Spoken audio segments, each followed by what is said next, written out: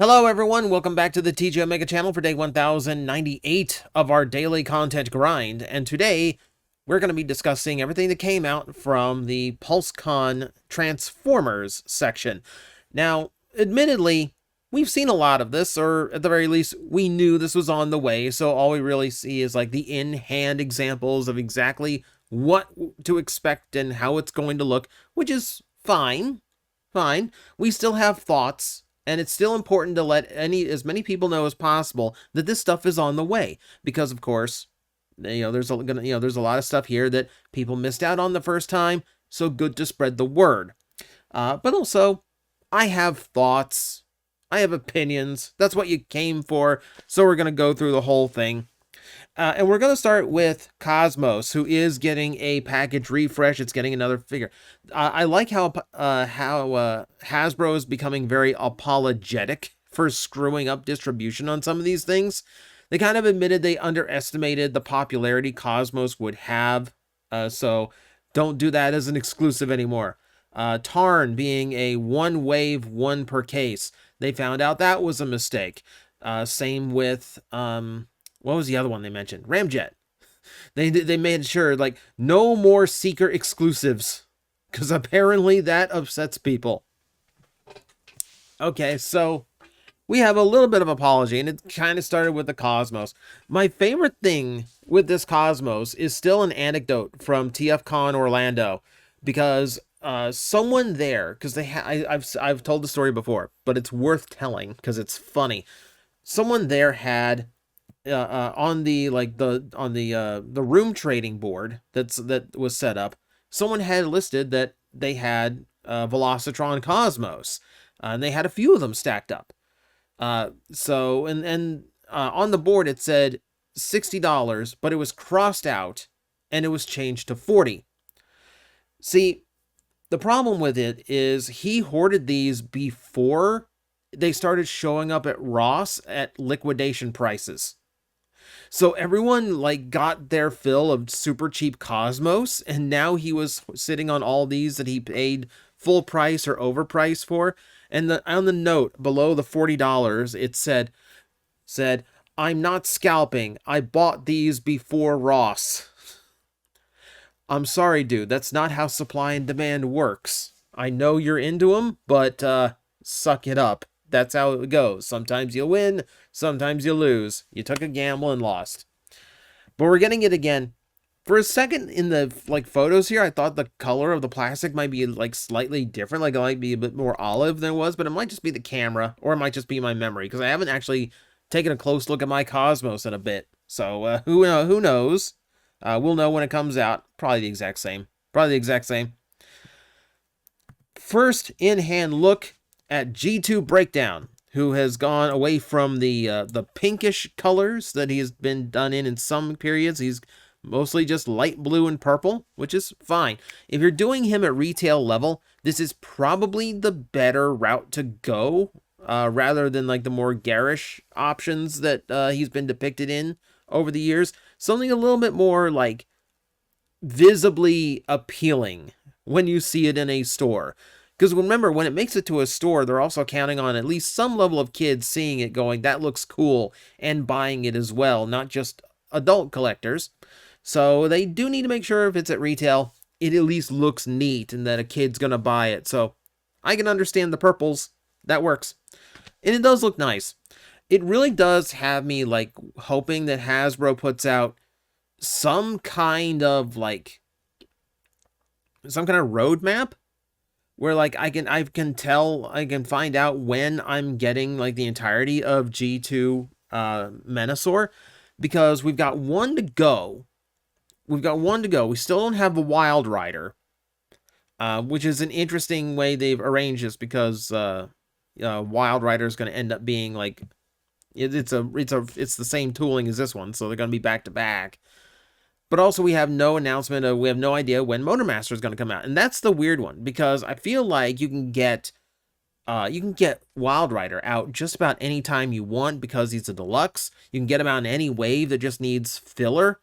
But when it comes to the Commander class figure, that's where it's going to get iffy. Is that going to end up being exclusive like a bunch of these others have? This is the first time one of them's been full retail. All the other ones have been, all the other ones have been like store exclusive. So yeah, we'll see. I'm just curious when we're gonna find out how that Motormaster is gonna be released, because that's how I feel like this is gonna be. Like, that's how the set's gonna be made. That's how you make or break the whole set, right? Is like, how hard is it gonna be to get that final leader? Because we know Amazon exclusives and all that have been messy in the past. I don't want that happening again. See, they are redoing Origin Bumblebee. We already knew about that. No surprise, considering like this one was like inundating shelves, but they also expected to reuse this for Cosmos, and then that plan got changed because of really clever engineering, and good thing it did, because it really would have sucked as Cosmos. So they're just doing a package refresh again. Now that Origin Wheeljack is out, some people still need that Bumblebee so they can use the interactive, like, cram inside big box van thing gimmick. Okay, that's fine. Fine by me. And again, it looks to be completely the same. I do kind of always wish that with these package refreshes, there's like some difference. Like, that's one reason why I almost like the Metal Hawk, because they altered the plastic so you can tell the two releases apart. And so collectors might have some reason to like buy a second one. I like this color scheme better, or like I like this detail more. That kind of thing. But it just seems to be normal package. That's fine. That's fine. This is, I think, the first one that I really got excited for, because I really waited to see what we did. We knew this was coming. I really wanted to see what they would do with it, but we knew this was coming. Wheeljack from Armada, and it looks gorgeous. I love the gold that they went with, rather than like the bright yellow of the original toy. Does look a lot more like a Generations figure. Hits with the black a lot nicer. Yeah, it's just cool. And I do like that they went with animation accurate deco. We never got that in the US. So for those playing at home, the Armada Wheeljack is actually very dark gray with yellow down the front of his hood, rather than the animation accurate jet black and those blue fangs you see down the hood. Very big difference between, Micron Densetsu Rampage and Armada Wheeljack. So I'm glad that they've actually gone the route that America never got before. That said, they did acknowledge no minicon because the part count for deluxe would get too high. I'm not surprised. I actually wouldn't be surprised if, like, somewhere down the line we got some kind of exclusive that included like his proper minicon wind shear and just toy accurate color. Because they did say that, like, we're going to get another 20 uses out of this mold, which is hysterical to think about. But yeah, that's that one I'm looking forward to. Hotshot needs somebody to fight, and it's usually going to be Wheeljack. They also showed off the Ramjet release. I didn't hear whether or not they had painted wings this time, or if they were solid. That was how they separated the two releases of Dirge. So I'm not entirely sure. I think they're solid molded. In the red color rather than painted. Don't quote me on that, though. Don't quote me on that. It's just nice to see that the plan is going forward. This is where they mentioned, like, yeah, we're not doing Secrets as exclusives again. Which I don't genuinely believe, because it would take a long time to get all 6 out if they did another one. But I think the main thing is going to be, like, if it's like an Acid Storm, if it's like a low tier Seeker, that'll be exclusive. None of the main 6 though. They're gonna try. I think they'll try to get, if they do the next time they ever do a Generation Starscream, I get the feeling they're gonna try and stretch out the Seekers over the course of like the entire trilogy, or like maybe like within like a 5-year stretch, like they did Dinobots. There's the new Tarn. It's the same one we got before, but that's another one that's like really important to re-release, because that turned out to be an incredibly popular version of the character.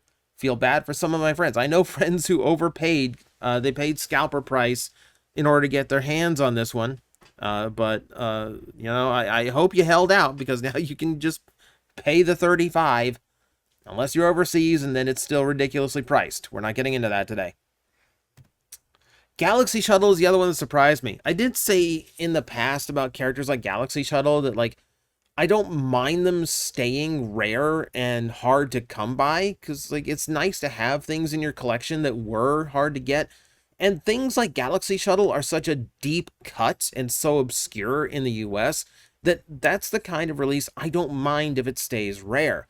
That said, I am happy that people who missed out on it and genuinely want to get a little bit more victory in their collection, I do like that they are getting that chance. So, yeah, it's just weird to see, like, store exclusives get reissued as, like, normal releases. It feels weird. It feels bad for the people who panicked and started paying the scalper prices, going like, this is going to be the only way. That's another, like, that's a genuine justification for keeping these rare, is that, like, it's going to burn a select number of fans out there who overpaid to get a Galaxy Shuttle on the aftermarket, only for Hasbro to come out and go, yeah, our bad. Here's a retail price one. It's not fair. It should come with a coupon. If you had it already, it should come with, like, a coupon. This one, of course, I'm going to be interested in. It's a Blitzwing, but green. Of course, I'm going to take interest in this. Overcharge has always been kind of a joke of a name, because the first release was an eHobby exclusive, which are always expensive. And then, of course, this one is going to be a leader class figure, which is, arguably overpriced. It still comes with the big dumb hands, and the big dumb hands don't even look like they're painted anymore, so they're just big red translucent blocks of nothing. He does get a different head, like a slightly altered head to separate him from Blitzwing. I do like that. But yeah, like, they kind of go like, what are we doing here? This is a leader class troop builder. Yeah, kind of weird. It's kind of gutsy is what it is, because Overcharge is such an obscure character, and frankly, in the US, Overcharge is a non-character. This is really just an excuse to reuse the Blitzwing mold, but it's absolutely the type of character that should be seen in, an Amazon exclusive, or like, even better would be like a Walmart capsule line. Like, I could imagine you could have wedged him into, like, the Star Seekers as, like, their leader class. Like, oh yeah, he's like he's like Thundertron's heavy. He's just like one of the last surviving Overcharges from, like, the age of the Quintessons, and yeah, he's just like the muscle of the crew. And that would have been cool. That would have made sense.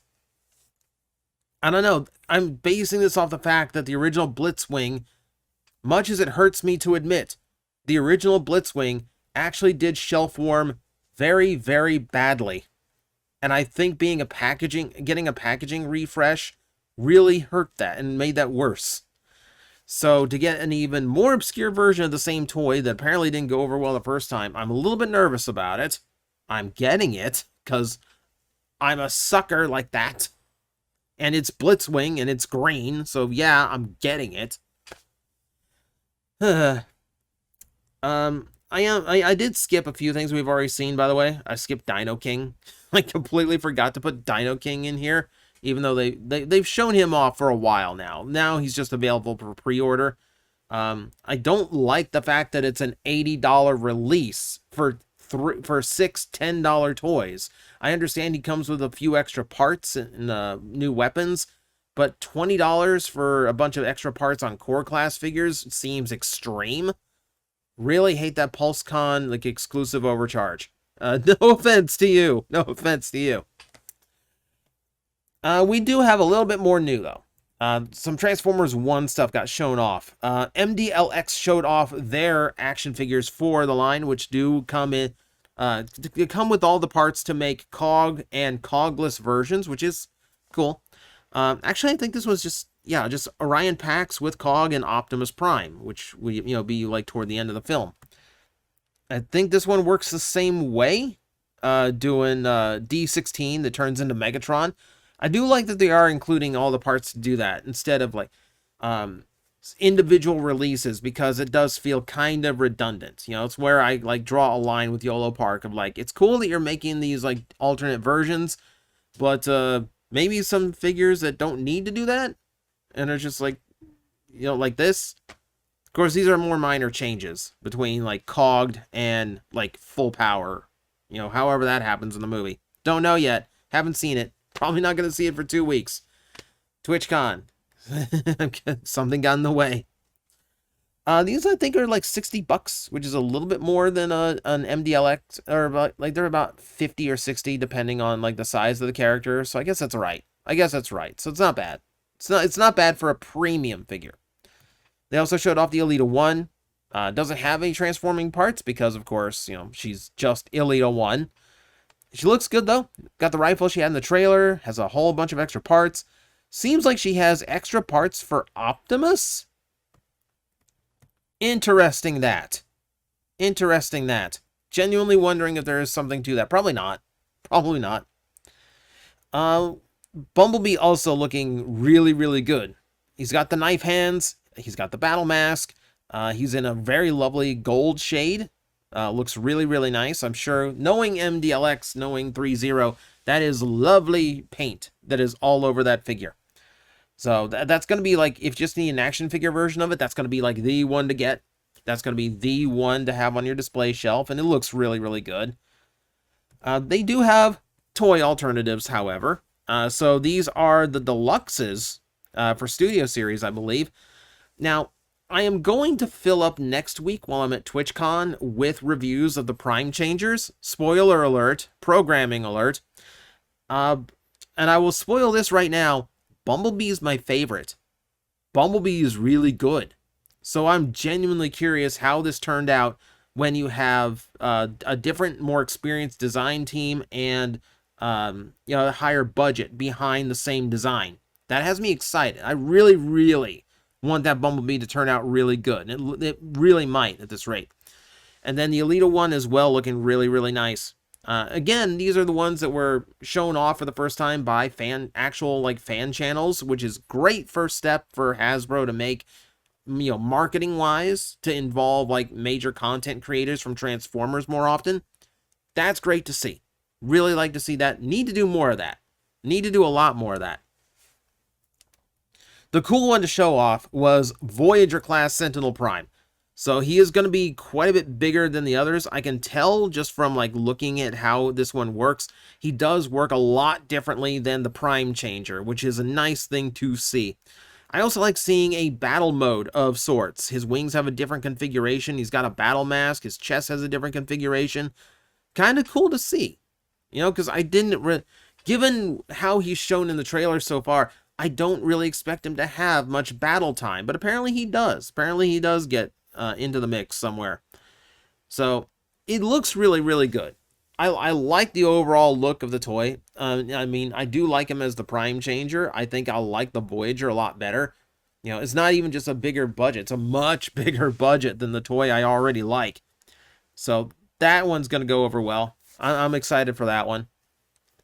So for Transformer stuff, that's basically it. Like I said, it's a lot of stuff we already saw. And most of it is just confirmation, pre-orders going live, that kind of thing.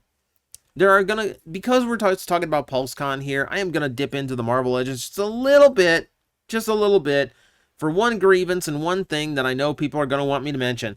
The first one is, see, there's the back shot. Never mind. This is the back shot. I forgot I had a back shot. But if we look at the Marvel Legends, how many times can we make Iron Man? I have had more than one person super excited for this Iron Man just because he has roller skates, and I'm like, I'm pretty sure I've seen this Iron Man toy like 6 times already. I'm pretty sure I've seen this exact Iron Man design that many times. Like, I almost get like the Simpsons Malibu Stacy gag, where like I'm the one standing there to go like, it's the same toy, she just has a new hat. But everyone goes, she has a new hat, and everyone rushes for it. I don't get it. You know, this is why I don't dive into Marvel Legends, because I don't want to buy like 20 iterations of the same character for minor differences. You know, at least when I'm doing that with Transformers, they all function and transform differently. You know, these, I understand they've gone pinless, which is nice, and they come with different accessories every time. It still feels a little weird. So still feels weird. Of course, I'm also sitting back just going like, where's my Carrion? Where's my 90s Firestar? I want all of Maximum Carnage. and you're leaving me like 2 very important pieces short. But I have to bring up Marvel Legends because they did show off a prototype for Rom the Space Knight. And I have to bring that up because he is tangentially connected to Transformers now, thanks to IDW. And last time I didn't mention that they were doing it, I got in trouble. So here I am mentioning it. They're doing Rom the Space Knight. You know, and this was they showed that prototype off during a Pulse Premium exclusive part of like pre-show stream, which I have Pulse Premium. I didn't get a notification of an exclusive stream. So the 6 people who found out about it, someone thank you for a screenshot of it. But that's pretty much what it boiled down to. It's a lot of the last wave stuff. Anyone excited to see the brand new toy line or see any kind of announcement for it? Yeah, I don't think that was ever in the cards. That might have been wishful thinking on all of our parts. We've got Transformer Day coming next week, which means any huge news is going to drop then. For now, we got a whole bunch of new toys to pre-order. A lot of them are available on my link to Entertainment Express in the description below. If you use that link to pre-order your stuff, it does help out the channel a lot while you're getting your toys. Always appreciate that. And yeah, cheap plug out of the way. Those are my thoughts on the Pulsecon. Let me know in the comments below which ones you're most excited for. I got Dino King on pre-order, and then I got like the newness. I got Wheeljack and Breakdown and Overcharge. So I've got like the new fresh stuff on pre-order. So let me know what you got. Let me know what you're thinking about the new drop. And that's it for me. As always, thank you very much for watching. I will see you next time.